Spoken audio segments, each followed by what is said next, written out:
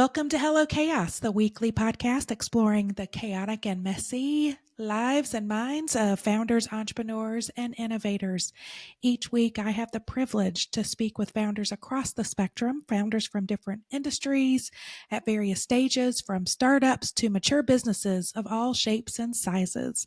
We get to hear the real, the raw, the unvarnished viewpoints and stories, getting incredible insights on what it takes to start and scale a business, to become a better founder, a better CEO, just a better business leader. Today, we have on our show, our guest is Erika Giuggio. She is a franchise owner of Schoolie Mitchell, started her own marketing agency, and has a patent in the cosmetic industry working towards a launch. So welcome, Erika. Welcome to the show. Welcome to the chaos. You're in it. Thank you so much, Jennifer, for having me. Well, start out and just tell us what inspired to get into entrepreneurship, becoming a franchise owner, starting an agency, and then getting into kind of the cosmetic business of, can't even imagine. So what inspired all this? All right. So when I was in school, that was unfortunately a long time ago now, but I don't want to date myself, but it happens during this podcast. People. when I was in school, I was in urban planning, and at the time this was towards like my final year, and I said to myself, what am I doing here? Like, what am I actually doing? I'm going to get into a job. I'm going to work for like a city or a municipality, and I'm going to make X amount of dollars per year.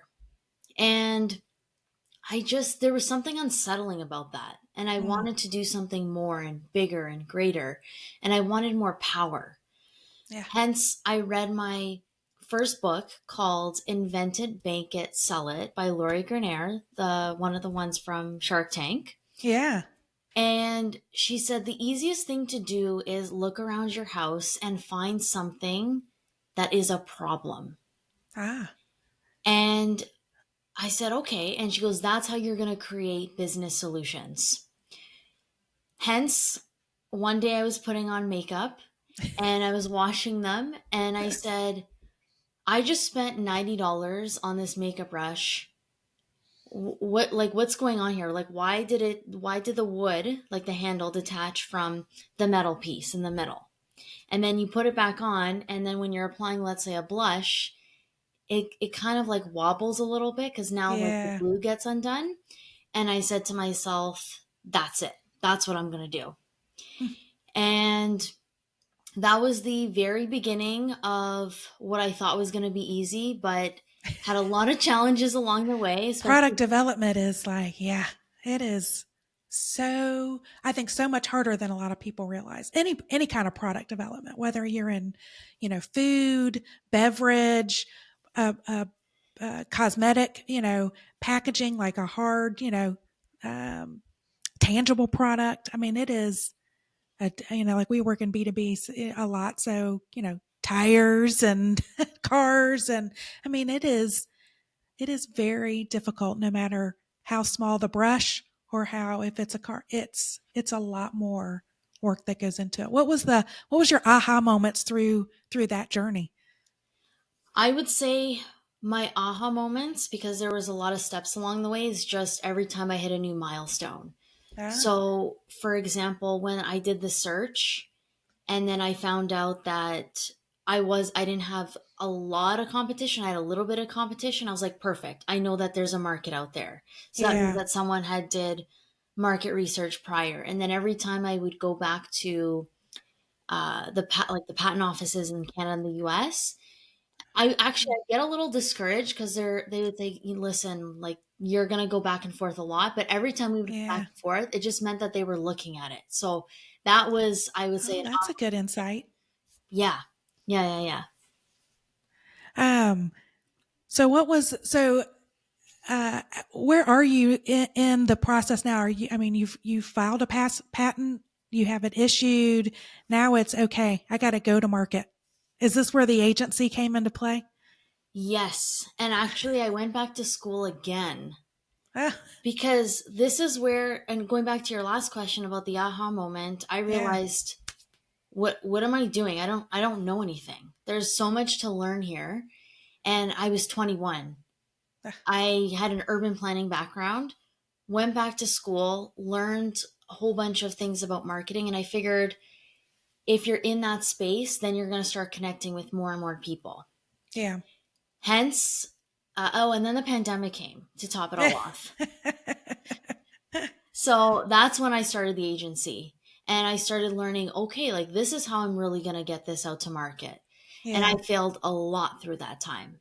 And I'm glad Well, I failed on that side and not the patent side. yeah, yeah, secure that. So what were the biggest like lessons learned of starting even the marketing agency and um like I call it, I try not to say fail forward anymore, but I use that phrase I think for a decade as when I started my agency.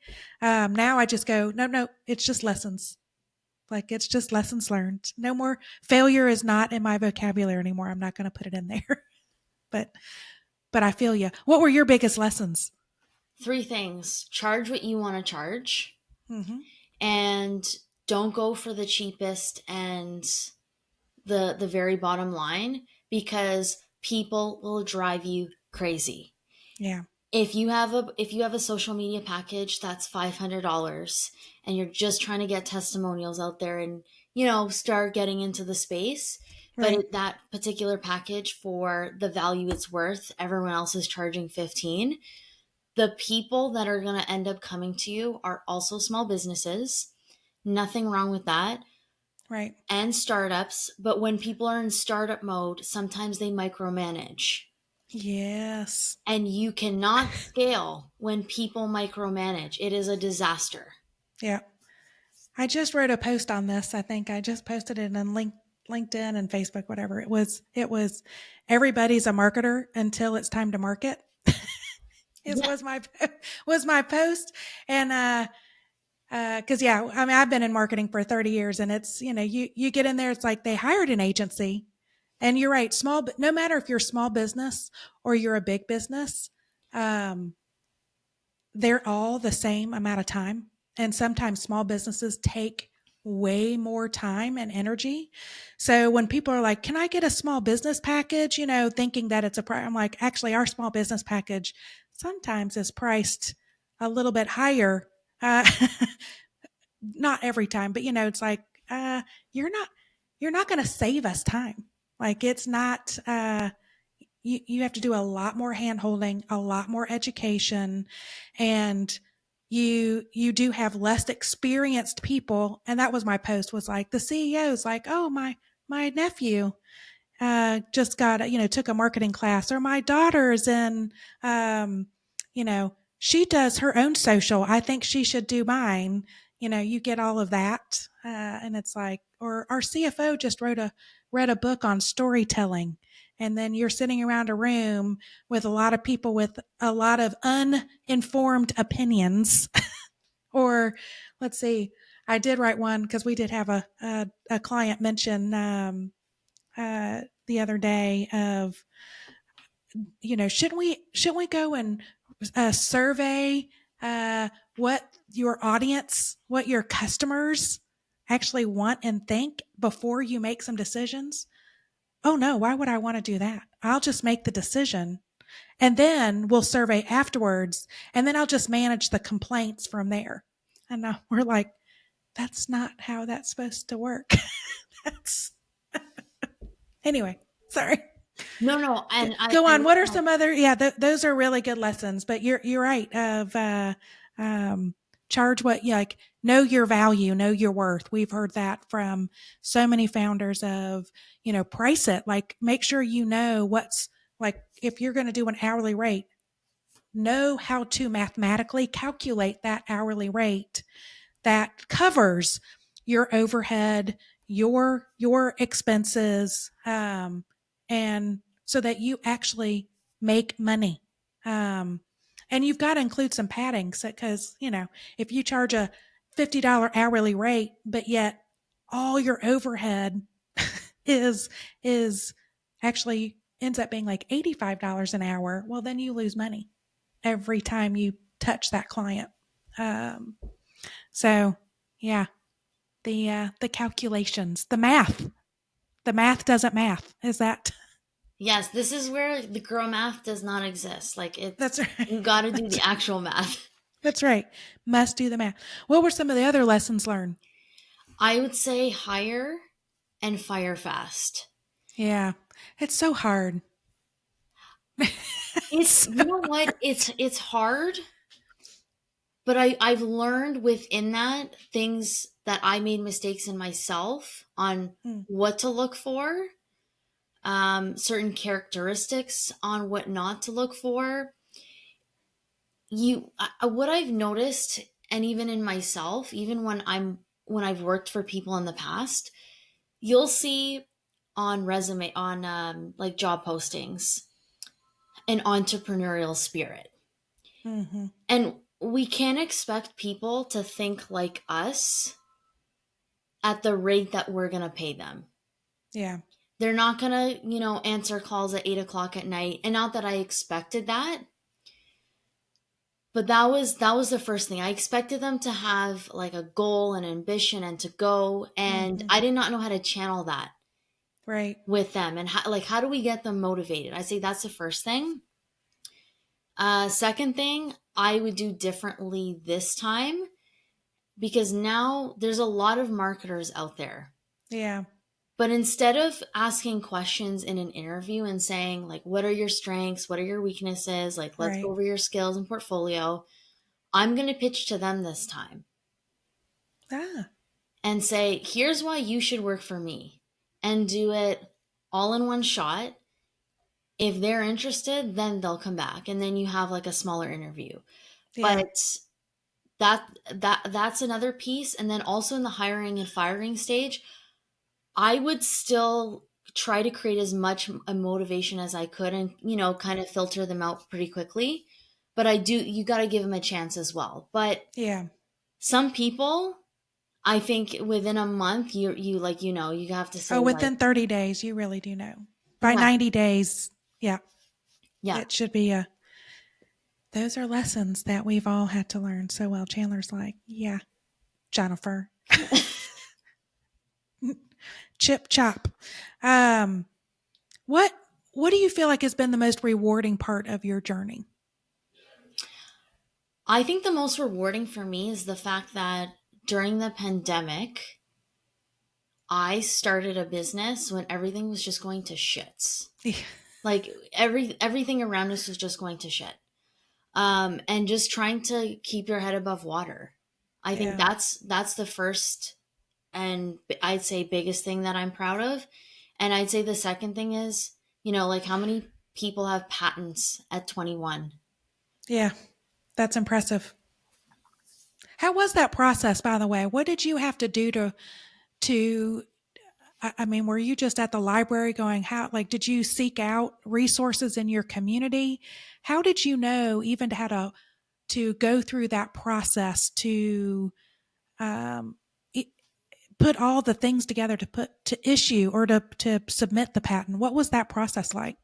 Okay, so this is a loaded question. Yeah. So after I read Invent and Bank and Sell It, in the book it said like go get a patent lawyer. Like before you even like start creating everything, make sure you do like a search. Okay. So I did like a preliminary search on like Google Patents and I found about 9 and the law office that I found 16. So they found 7 more than I did. Okay. And I just, did an old fashioned like Google search, like top Yeah. patent offices in Toronto. And they helped guide me in terms of what to do next. But what I would say was and then I had to file. I did the prototype, and then we would go back and forth between the law office and then the patent offices in the US to say, like, hey, Yeah. like make tweaks here because it's similar to this one. So that was just the beginning. Like, that's Just the nothing. going back and forth, back and forth. How did you build your prototype? Did you have resources like in Toronto that you're like, oh, there's somebody like right down the street that can build these things for me. So I went down to, it's called the DMZ, now called Toronto Metropolitan University, formerly called Okay. Ryerson. And they have a fantastic entrepreneurship center Nice. where they have like the 3D printing and you can do all that stuff. But my very first draft was in the garage using a solder gun, and apparently solder guns are just for electrical work, not to fuse things together. you're like you're like, I don't care. I did it. That's Yes. impressive. Yeah. Do you have to submit the actual prototype with the patent? Like No, with the paperwork? Or is it just the drawings? just the drawings. Okay. Okay. And then where are you trying to find, okay, how do you then build it in mass? Like your manufacturer, where are you in that process? So that's the next piece. Now, I've gotten some advice, and a lot of companies or a lot of investors, the manufacturers will create whatever you want as long Right. as you have your mold. But you need money to go to these Yeah. manufacturers. Yep. And a lot of people in the cosmetic space, when you get investors, they sometimes don't want to invest in your product because Mm. you're gonna go and turn it around quick. You're Yeah. gonna create the patent, create a business out of it, and then you flip the business, because what ends up happening is sometimes things become a trend Right. and then it dies out. So right now it's finding investors, it's the manufacturing. The next piece, now that I have the marketing piece, you still have to do the finance and everything else Right. and to market it globally. But one thing I found to be helpful is all of these little entrepreneurship accelerators. Yeah. It's not about like the $10,000 that you get in the grants and everything else, it's the connections That's right. and building it forward. Yep. So, yeah, that's the next piece, but everything kind of intertwines.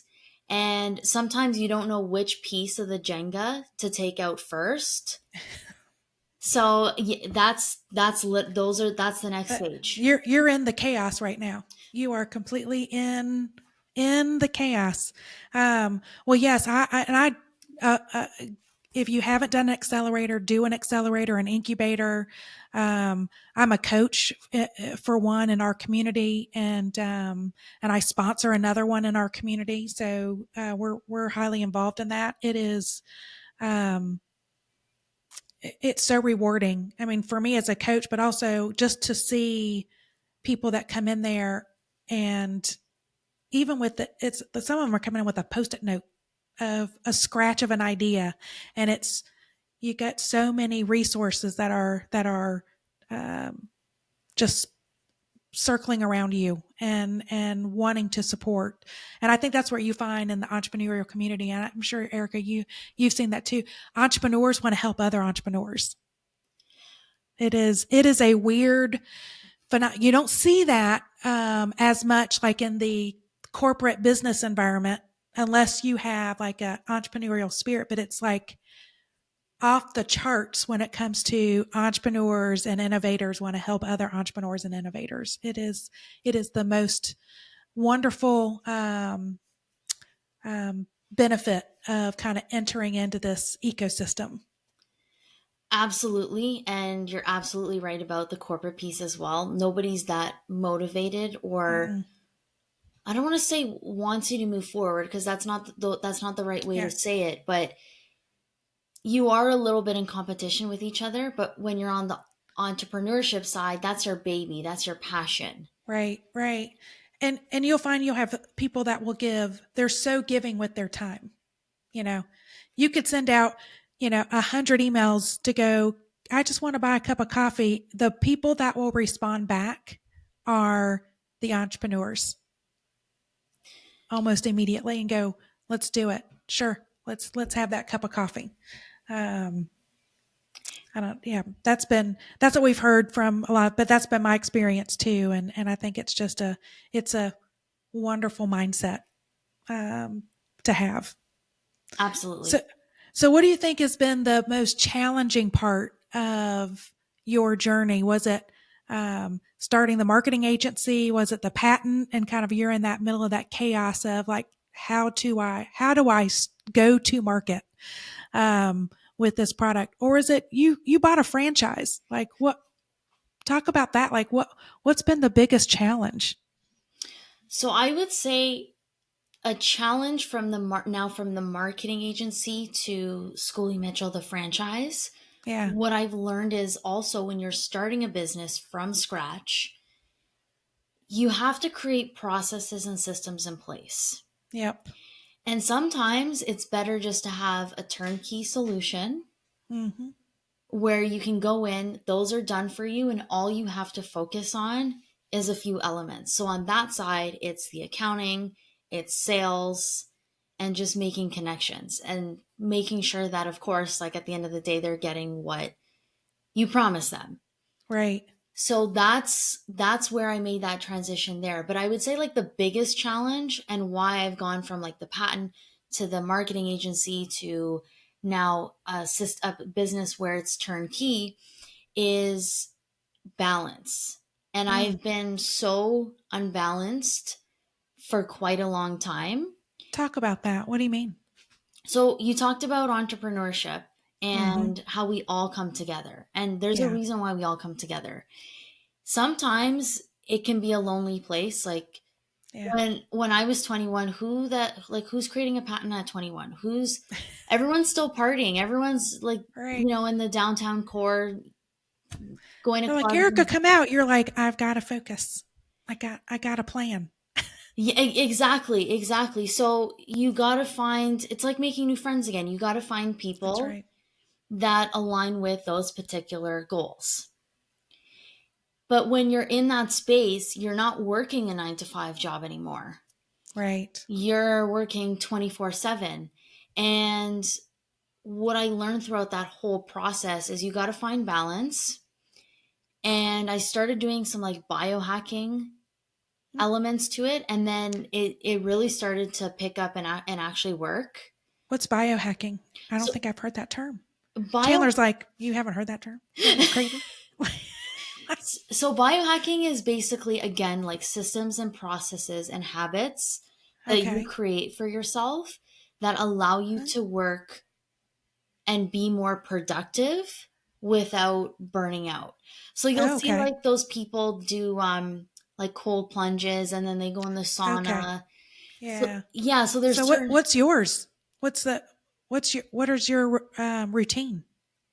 my routine is so when I get up in the morning, I go for a walk and I do around like nothing crazy, just like 10,000 steps just to get some fresh air. I don't pick up the phone like if it's an emergency, like call 911, like that's it.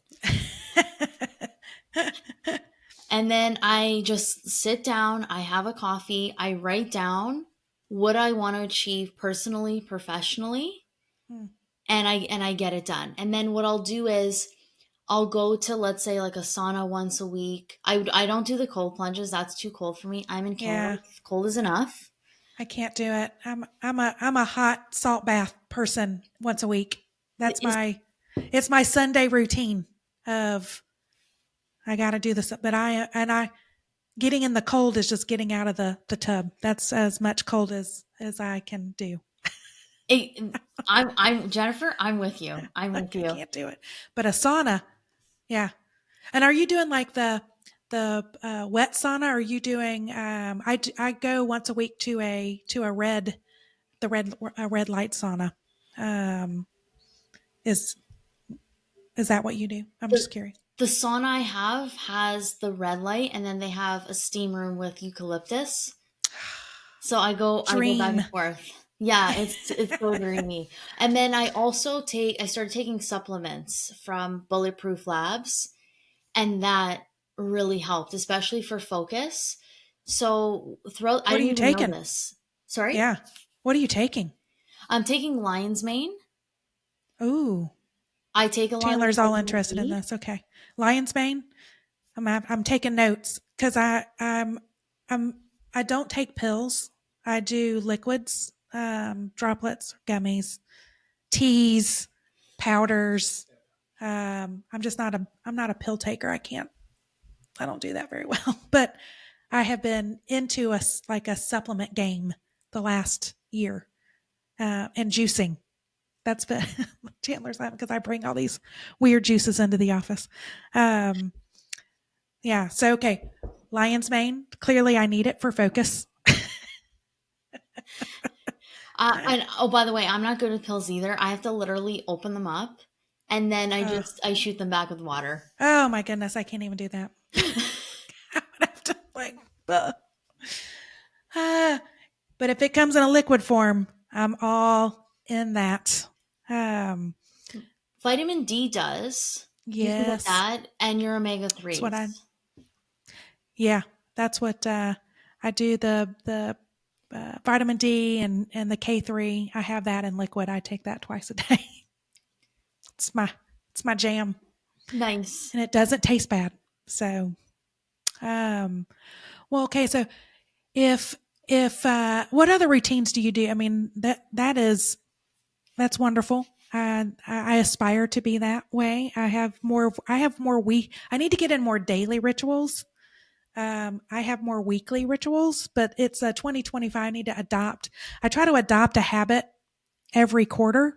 So this, my Q1, when I started at the end of I started early, at the end of the year, but it was to write every day, um, post every day on social media, which I feel like that was for someone that was doing it maybe once a week, and people were like, your voice needs to be heard. We're not hearing.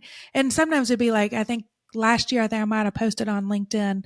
And when I say post, like actually creating content, not just reposting something else. But I might have written 6 times last year.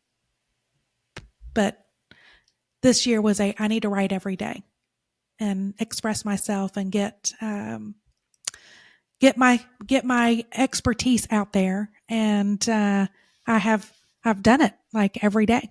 um I'm proud of myself for that.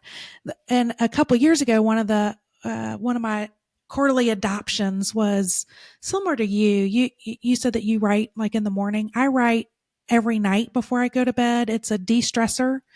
I have a just in my notes journal. I answer 3 questions of what moment brought me joy, what moment or what anything that's in my head that's causing me anxiety, like anything that I'm anxious about, um, and then what am I most looking forward to, um, and just kind of answering those 3 have released a lot of. And then when I now go back and look at stuff, it's interesting of things that caused me angst 2 years ago.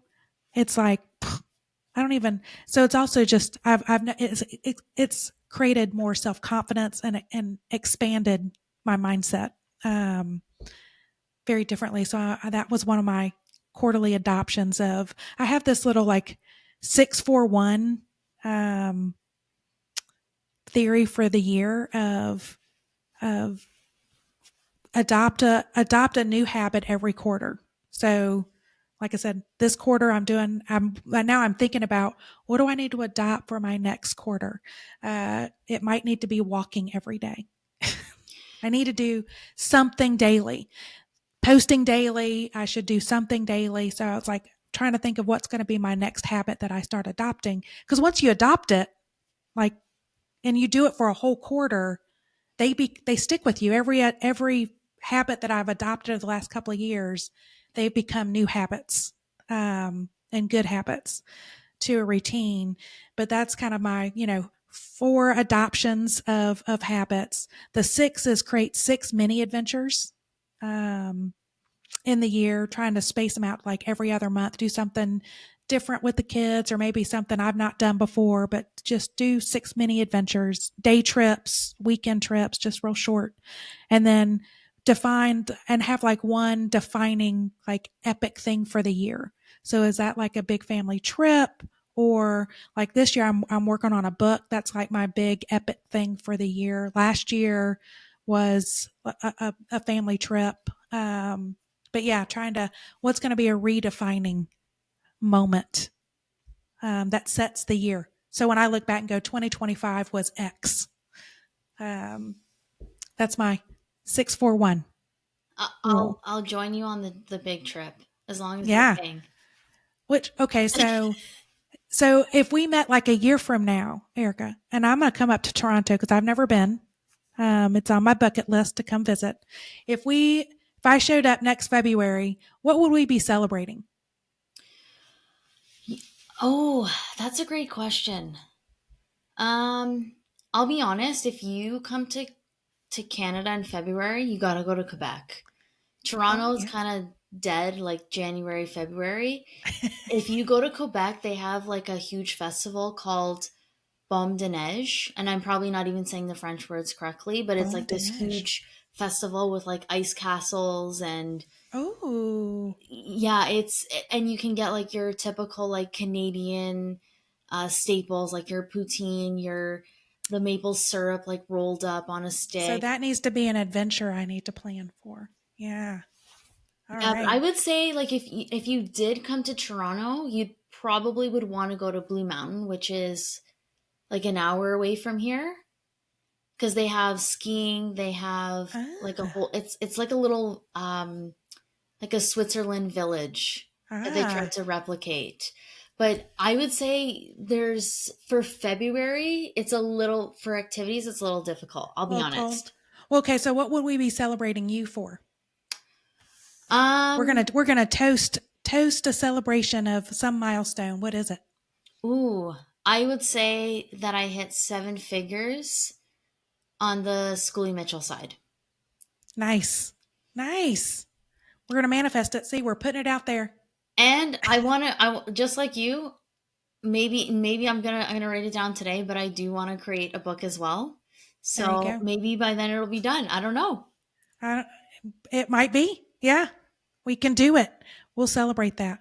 Um, okay, so if you had to sum up your entrepreneurial journey in just one word, what would that word be?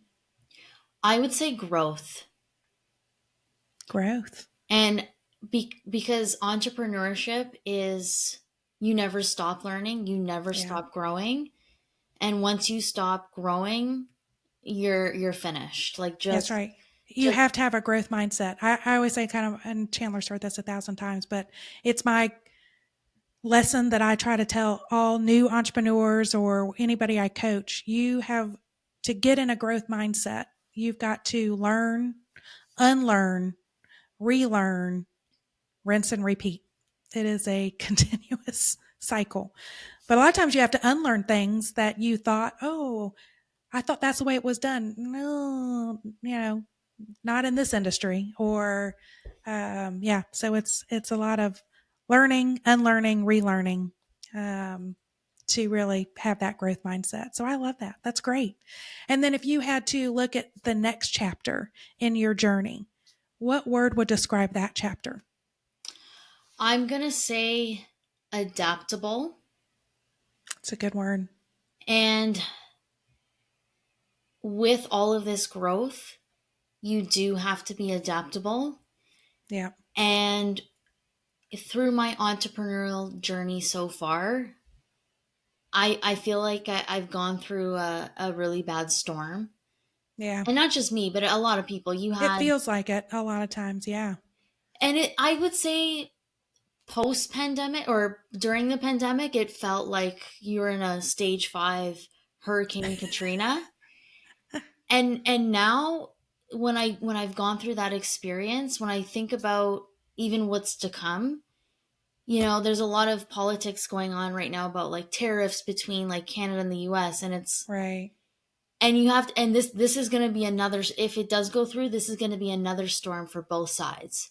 Yeah. But what I feel now is okay, I'm just like, all right, here we go, here's another fire. So if you go in with that mindset of, you know what, I'm just gonna focus on what I need to do and just move around that obstacle and be adaptable, then you're fine and you don't stress out as That's much. right. Pivot.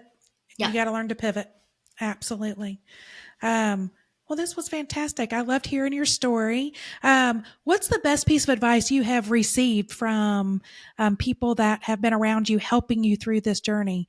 Anything that you want to share with others?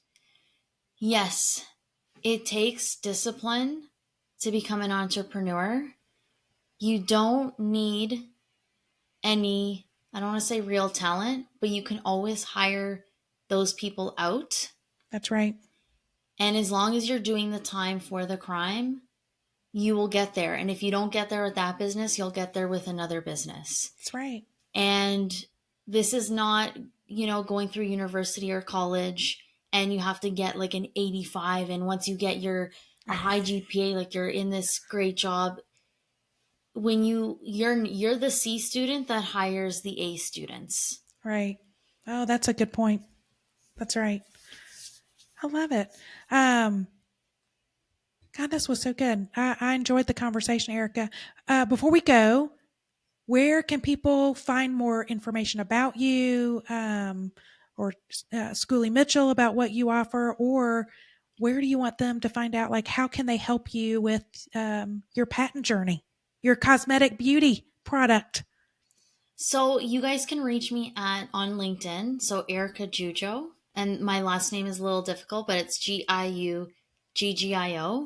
You can also reach me with my first name, last name at gmail.com. And I'd love for you guys actually to reach out and provide me with some advice on my next steps as I'm moving the Jenga Yes, pieces.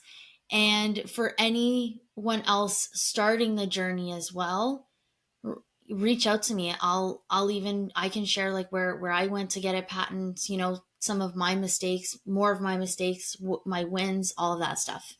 absolutely. Oh, that's so great. We will also make sure we tag and put all that in the episode notes so that people can reach out. For everyone listening and watching, thank you for joining us. Again, this podcast is available on all your favorite podcast platforms. So give us a 5-star review on Apple or Spotify.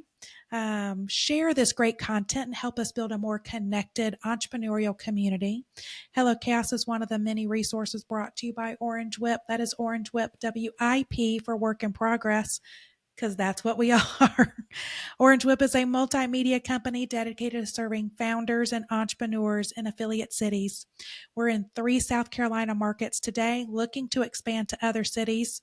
Maybe we'll be up in Canada. We need to come to Canada. We've designed hyperlocal media platforms that can scale really quickly to go into any market. They're designed to inform, inspire, and be the independent connective tissue between founders and that local entrepreneurial ecosystem.